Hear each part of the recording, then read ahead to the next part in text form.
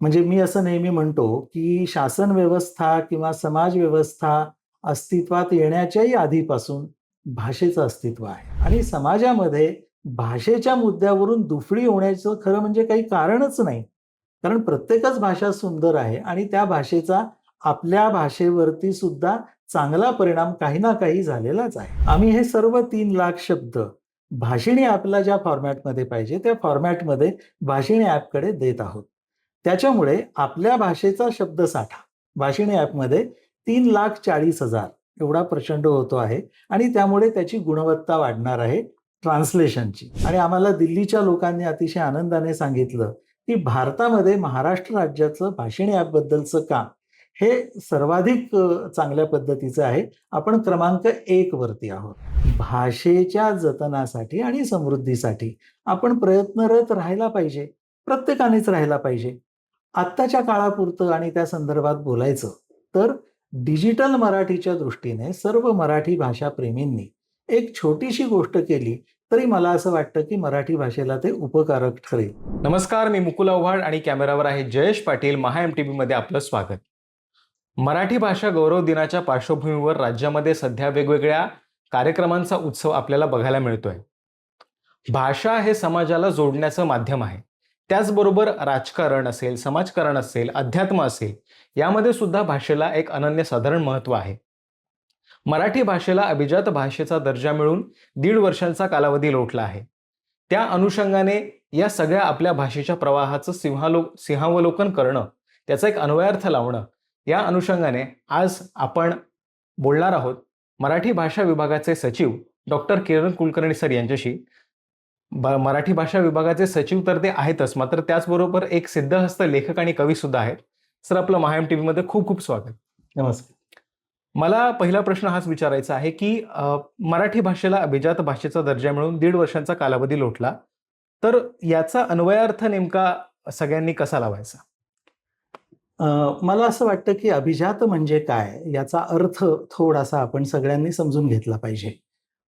मागच्या वर्षी ऑक्टोबरमध्ये जेव्हा अभिजात दर्जा मिळण्याच्या चांगल्या प्रसंगाला 1 वर्ष पूर्ण झालं, त्या निमित्तानं मराठी भाषा विभागाने काही पुस्तकं प्रकाशित केलेली आहेत, काही विशेषांकही प्रकाशित केलेले आहेत. त्याच्यामध्ये अभिजात या संकल्पनेचे विविध पैलू आपण मांडलेले आहेत आणि त्याचा हेतूच हा आहे की लोकांना अभिजात म्हणजे काय हे समजावं. अगदी थोडक्यात सांगायचं तर अभिजात या संकल्पनेच्या वेगवेगळ्या व्याख्या प्रचलित आहेत. अगदी विश्वकोशामध्ये सुद्धा एक व्याख्या दिलेली आहे. मला असं वाटतं की अभिजात म्हणजे दरवेळेस काळाच्या वेगळ्या वेगळ्या टप्प्यावरती एखाद्या कलाकृतीने काही नवीन संकेत रूढ केले तर अशी भाषा जिवंत आहे असं गृहीत धरून त्याला अभिजात असं म्हणावं असं मला या संकल्पनेबद्दल वाटतं. आपल्या मराठी भाषेला अभिजात दर्जा मिळाला याचा अर्थ असा की केंद्र सरकारच्या अभिजात भाषा योजनेमध्ये आपल्या भाषेचा समावेश झाला. म्हणजे एका अर्थी आपल्या मराठीला जी पहिल्यापासून अभिजात होतीच, आहेच आणि राहील, या अभिजात भाषेला एक दर्जा मिळाला म्हणजे शिक्कामोर्तब झालेला आहे केंद्र सरकारकडून.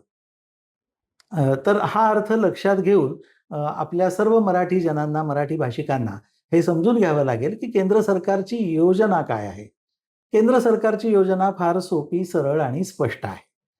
त्या योजनेमध्ये असं म्हटलेलं आहे की कुठल्याही भाषेला अभिजात दर्जा मिळाल्यानंतर त्या भाषेसाठी म्हणून एक सेंटर ऑफ एक्सलन्स केंद्र सरकारतर्फे निर्माण केलं जातं आणि त्यासाठीचा प्रस्ताव हा राज्याकडून प्राप्त होणं आवश्यक असतं.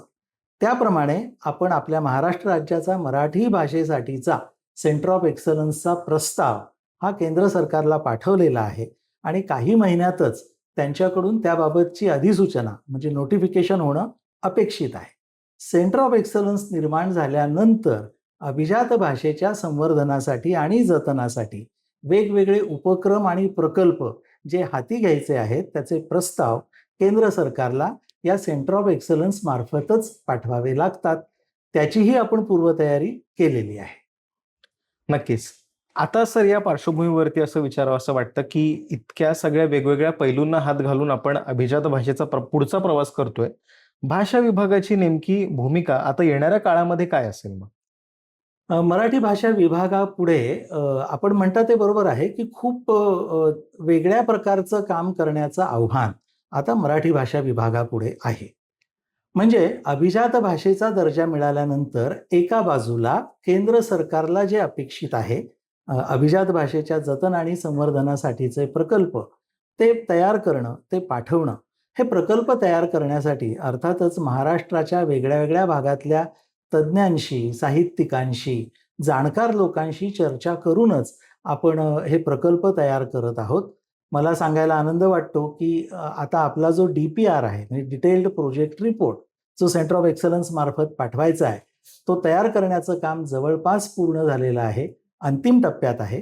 माननीय मुख्यमंत्री आणि मंत्रिमंडळाची परवानगी घेऊन सेंटर ऑफ एक्सलन्सचं नोटिफिकेशन केंद्र सरकारने काढलं, की लगेचच आपल्याला ते पाठवता येईल.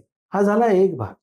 त्या व्यतिरिक्त आपलं महाराष्ट्र राज्य हे प्रगत असल्यामुळे आणि मराठी भाषिक हे अतिशय उत्साही असल्यामुळे, भाषेवरती प्रेम असल्यामुळे केंद्र सरकारच्या प्रकल्पांची किंवा निधीची वाट न पाहता राज्य सरकारच्या पातळीवरती सुद्धा लोकांच्या सहकार्याने मराठी भाषा विभाग वेगवेगळ्या प्रकारचे उपक्रम राबवते आहे. या उपक्रमांची माहिती आकाशवाणीवरती दर रविवारी आपण सकाळी जो एपिसोड प्रसिद्ध करतो, त्यातूनही आपण देतो. आमच्या वेबसाईटवरती ही सगळी माहिती उपलब्ध आहे. वेगवेगळ्या वयोगटातल्या, वेगवेगळ्या क्षेत्रातल्या जनतेसाठी भाषा म्हणून काय-काय उपक्रम करता येतील आणि करता येतात, याचा प्रयत्न आम्ही करतो आहोत. माझं तर सगळ्या लोकांना असं आवाहन असेल, की नाविन्यपूर्ण उपक्रम आपल्या मनामध्ये काही आले, तर जरूर आम्हाला कळवा. आमच्या कार्यक्रमामध्ये ते समाविष्ट करून घ्यायला आम्हाला निश्चितपणे आवडेल. सर, माझा पुढचा प्रश्न असा होता, की नॅशनल लँग्वेज ट्रान्सलेशन मिशनच्या पार्श्वभूमीवरती भाषणी ॲपची सध्या वेगवेगळ्या माध्यमांवरती चर्चा करण्यात आली. तर त्याविषयी काय सांगाल? भाषिणी ॲप हे केंद्र सरकारचं ट्रान्सलेशनसाठी म्हणूनच तयार केलेलं जे ॲप आहे, त्याच्यामध्ये text to text, text to speech, speech to text आणि स्पीच टू स्पीच या चारही प्रकारच्या सुविधा उपलब्ध आहेत. अ, त्यामध्ये एकूण 37 भाषांचा समावेश आहे. म्हणजे 22 भारतीय भाषा, ज्याच्यामध्ये मराठी पण आहे, आणि 15 परकीय भाषा, अशा 37 भाषांचा समावेश आहे. या ॲपचं काम नक्की कसं चालतं, हे आम्ही दिल्लीतल्या भाषिणी ॲपची जी तज्ञ मंडळी आहेत त्यांच्याशी बोलून आम्ही समजावून घेतलं. आमच्या असं लक्षात आलं, की शब्दसाठा हा याच्यामध्ये अतिशय महत्त्वाची गोष्ट आहे. सगळ्याच भाषांच्या बाबतीत साधारण 40,000 शब्दांचा साठा भाषिणी ॲपकडे आहेच आणि त्याच्याच बळावरती सध्याचं अनुवादाचं, ट्रान्सलेशनचं काम भाषिणी ॲप करत असते. आमच्याकडे मराठीचे परिभाषा कोश आहेत, ज्यांची संख्या 29 आहे. म्हणजे भाषा संचालनालयाने वेगळ्या-वेगळ्या क्षेत्रांमध्ये, म्हणजे कृषी असेल, वाणिज्य असेल, अर्थकारण असेल, अशा वेगळ्या-वेगळ्या क्षेत्रांमधल्या पारिभाषिक शब्दांची जी सूची बनवलेली आहे, परिभाषा कोश बनवले, त्या सगळ्या शब्दांची एकूण संख्या 3 लाखापर्यंत जाते. आम्ही हे सर्व 3 लाख शब्द भाषिणी ॲपला ज्या फॉर्मॅटमध्ये पाहिजे, त्या फॉर्मॅटमध्ये भाषिणी ॲपकडे देत आहोत. त्याच्यामुळे आपल्या भाषेचा शब्दसाठा भाषिणी ॲपमध्ये 3,40,000 एवढा प्रचंड होतो आहे आणि त्यामुळे त्याची गुणवत्ता वाढणार आहे ट्रान्सलेशनची. हा झाला एक भाग. पण मी मगा म्हटलं तसं याच्यात स्पीच टू स्पीच आणि स्पीच टू टेक्स्ट असा पण भाग आहे. आता महाराष्ट्र हे मोठं राज्य असल्यामुळे राज्याच्या वेगळ्या-वेगळ्या भागात बोलली जाणारी मराठी ही वेगळ्या-वेगळ्या टोन्समध्ये, हेल त्याचा वेगळा असतो, अशा पद्धतीनं बोलली जाते. म्हणजे सोलापूरचा टोन वेगळा आहे, नागपूरचा वेगळा आहे, खानदेशातला वेगळा आहे. आता हा टोन भाषिणी ॲपला समजण्यासाठी महाराष्ट्राच्या वेगळ्या-वेगळ्या भागातून हे जे टोन्स आहेत, याची काही सॅम्पल्स घेऊन आम्ही ती भाषिणीला देण्याचा प्रोजेक्ट हाती घेतलेला आहे. त्याच्यामुळे भाषिणीची मराठीमधल्या ट्रान्सलेशनची जी गुणवत्ता आहे, ती वाढणार आणि आम्हाला दिल्लीच्या लोकांनी अतिशय आनंदाने सांगितलं, की भारतामध्ये महाराष्ट्र राज्याचं भाषिणी ॲपबद्दलचं काम हे सर्वाधिक चांगल्या पद्धतीचं आहे. आपण क्रमांक 1 वरती आहोत. त्यामुळे भाषिणी ॲप ज्या पद्धतीनं पुढे येईल आणि प्रायव्हेट ॲप्स जसं क्राउड सोर्सिंग करतात, तसंच भाषिणी ॲप पण करत असतं. पण शासनाच्या माध्यमातून सर्व विभागांना विश्वासात घेऊन त्या प्रत्येक विभागातल्या नोडल ऑफिसर्सना त्या विभागाच्या संबंधात, त्या क्षेत्राच्या संबंधात पारिभाषिक शब्दांची यादी आम्ही बनवायला सांगितली आणि हे नवीन नवीन शब्द जेव्हा आपण भाषिणी ॲपमध्ये टाकू, तेव्हा मला असं वाटतं की डिजिटल मराठीच्या प्रगतीसाठी हे अतिशय महत्त्वाचं पाऊल उचललं जाईल आणि मराठी भाषा विभाग त्याच्यामध्ये अग्रणी आहे. अगदीच. आता सर सध्याचा जो सगळा काळ आहे त्याच्यामध्ये करिअर पासून प्रत्येक गोष्टीमध्ये एआय प्रूफ कशा पद्धतीने एखादी गोष्ट आहे त्यावर चर्चा केली जातीये. भाषिणी आणि कृत्रिम बुद्धिमत्ता यांचा मेळ घालून काही काम होतंय का? अ, प्रत्यक्ष कामाला सुरुवात झालेली नाहीये असं म्हणावं लागेल. परंतु यासाठी महाराष्ट्रामध्ये खरोखरच तंत्रज्ञान या विषयामध्ये काम करणारे म्हणजे एआय बद्दल असेल, सॉफ्टवेअर्स बद्दल असेल, खूप तरुण याविषयी काम करतायत. तर आम्ही एक पहिला टप्पा म्हणून अशा 10 ते 12 उद्योजकांना जे मराठी भाषा आणि एआय, मराठी भाषेचं डिजिटल रूप किंवा मराठी भाषेसाठीचं सॉफ्टवेअर असं काम करणारे आम्ही महत्त्वाचे 10 ते 12 उद्योजक निवडले आणि त्यांच्या आम्ही काही कन्सल्टेशन मीटिंग्ज म्हणजे सल्लामसलतीसाठीच्या बैठका या घ्यायला सुरुवात केलेली आहे. त्याच्यातून तो आराखडा तयार होईल. नक्की आपण कसं पुढे जायचं आहे. कारण एकीकडे मार्केट फोर्सेस आणि दुसरीकडे मराठी भाषेचं डिजिटल रूप अधिक सशक्त होणं, अशा दोन्ही पातळ्यांवरती आपल्याला काम करायचं आहे आणि म्हणून ही जी खाजगी क्षेत्रातली मंडळी आहेत, तज्ञ मंडळी आहेत, त्यांच्याशी बोलून आम्ही पुढे जात आहोत. नक्कीच. आता सर काही काळापूर्वी मराठी भाषा, मराठी शाळा या अनुषंगाने वेगवेगळे त्याचे एक सामाजिक राजकीय पदर वेळोवेळी उलगडत असतात. परंतु भाषा विभागाच्या माध्यमातनं मराठी शाळांच्या जतन संवर्धनासाठी, मराठीच्या प्रचार प्रसारासाठी काय पावलं उचलली जातात? शालेय शिक्षण विभागामार्फत शाळांचं व्यवस्थापन हा विषय हाताळला जातो. त्यामुळे मराठी शाळांची संख्या, त्यातली विद्यार्थी संख्या, त्यातली शिक्षक संख्या, शिक्षकांची गुणवत्ता हे सगळे विषय शालेय शिक्षण विभाग हाताळत असतो. मराठी भाषा विभागाची भूमिका अशी आहे, की याबाबत शालेय शिक्षण विभागाला जी कोणती मदत लागेल, जी कोणती तज्ञता लागेल, ती आम्ही वेळोवेळी पुरवत असतो. त्याचबरोबर मराठी भाषा विभागातर्फे जसा आत्ता आपण उल्लेख केला, मराठी भाषा गौरव दिन 27 फेब्रुवारीला आहे किंवा मराठी भाषा पंधरवडा आपण साजरा करत असतो. वाचन प्रेरणा दिन आपण साजरा करत असतो 15 ऑक्टोबरला. 1 मे हा जसा महाराष्ट्र दिन आहे तसा तो राजभाषा दिन आहे. तो पण आपण साजरा करत असतो किंवा अभिजात दर्जा मिळाल्यानंतर दरवर्षी तो अभिजात पंधरवडा आपण 1 ऑक्टोबर ते 8 ऑक्टोबर करत असतो. हे सगळे जे कार्यक्रम आहेत, हे शाळांच्या मार्फत व्हावेत यासाठी मराठी भाषा विभाग दरवर्षी काही ॲक्शन प्रोग्राम, कृती कार्यक्रम हा शाळांसाठी देत असते. हे कार्यक्रम कसे घ्यायचे, यावेळची थीम काय असेल, या पद्धतीनं मार्गदर्शन आम्ही नेहमी करत असतो. नक्कीच. आणि हा एक वाटचालीतला खूप महत्त्वाचा टप्पा आहे असं मला वाटतं. सर याच पार्श्वभूमीवरती आत्ता अ, भाषेवरून आपल्याकडे राज्य पातळीवर असेल किंवा राष्ट्रीय पातळीवर असेल, वेगवेगळ्या पद्धतीचे काही एक सामाजिक, राजकीय प्रवाह सातत्याने वाहत असतात. भाषा हे लोकांना जोडण्याचं माध्यम कधी होईल आणि कसं होईल तुम्हाला काय वाटतं? भाषा हे लोकांना जोडण्याचंच माध्यम आहे, होतं आणि राहील. म्हणजे मी असं नेहमी म्हणतो, की शासन व्यवस्था किंवा समाज व्यवस्था अस्तित्वात येण्याच्याही आधीपासून भाषेचं अस्तित्व आहे. भाषा हा मानवी प्रज्ञेचा विलास आहे, असं मी त्यामुळे म्हणत असतो. त्यामुळे भाषा ही नेहमी जोडतच असते. माझं माझ्या मातृभाषेवरती प्रेम आहे, याचा खरा अर्थ माझा कोणत्याही भाषेवरती प्रेम आहे, असाच होतो. त्यामुळे भाषेमुळे तुटण्याचा प्रश्न निर्माणच होत नाही. विशेषतः अभिजात मराठीच्या बद्दल जेव्हा मी अभ्यास केला, तेव्हा असं लक्षात आलं, की अनेक भाषा भगिनी आहेत, भारतीय आणि अगदी परकीय सुद्धा. त्या भाषेमधले अनेक शब्द या अभिजात मराठीच्या वाटचालीमध्ये गेल्या 2500 वर्षाच्या इतिहासामध्ये आलेले आहेत आणि बेमालूमपणे आपल्या मुखामध्ये रुळलेले आहेत. त्या भाषांची पण परिस्थिती अशीच आहे आणि म्हणूनच आम्ही गेल्या ऑक्टोबरमध्ये अभिजात भाषा सप्ताहाच्या निमित्ताने सर्व अभिजात भारतीय भाषा ज्या 11 आहेत, त्यांचं एक संमेलन घेतलं. प्रत्येक भाषेचे 5 तज्ञ, असे 55 तज्ञ त्या संमेलनाला उपस्थित होते.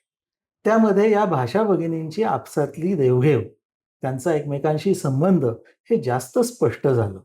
त्यामुळे तर माझ्या असं लक्षात आलं, की भाषा हे जोडणारं माध्यम आहे, तोडणारं नाही. आणि समाजामध्ये भाषेच्या मुद्द्यावरून दुफळी होण्याचं खरं म्हणजे काही कारणच नाही. कारण प्रत्येकच भाषा सुंदर आहे आणि त्या भाषेचा आपल्या भाषेवरती सुद्धा चांगला परिणाम काही ना काही झालेलाच आहे. नक्कीच. सर, आता शेवटच्या प्रश्नाकडे येतो. मराठी ही अभिजात भाषा आहे.